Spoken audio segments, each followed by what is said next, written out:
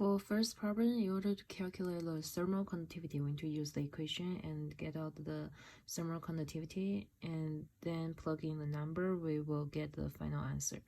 For the second problem, part A, we want to know the heat loss from the steam pipe, and here AS is the steam flows through the pipe, the surface. And then we can plug in the number, get the heat loss from the pipe. In order to calculate the annual cost of the energy loss, we need to get the heat loss total first.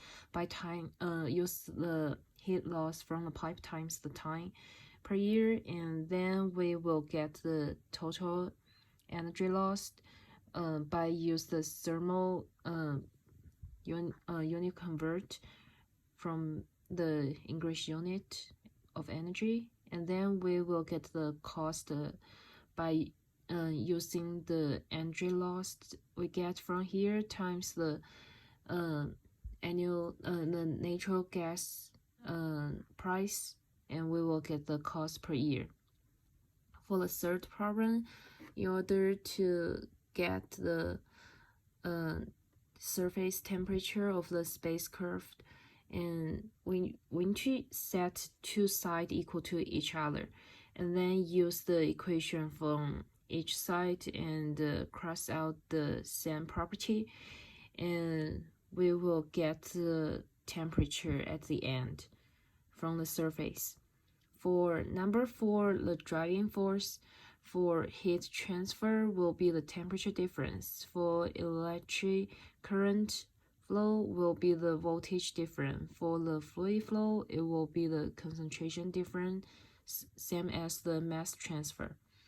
For number 5, the this one is for the Fowler law and the Fick's law.